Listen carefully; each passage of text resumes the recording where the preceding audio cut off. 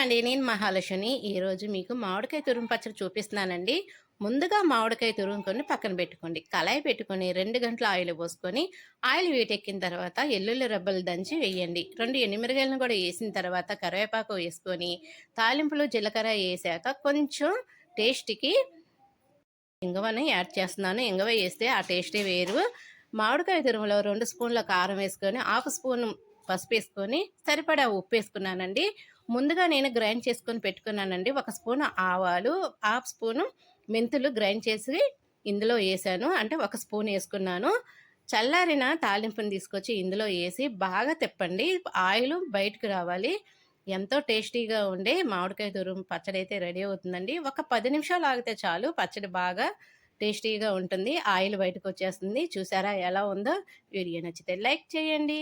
Subscribe చేయటం మర్చిపోకండి.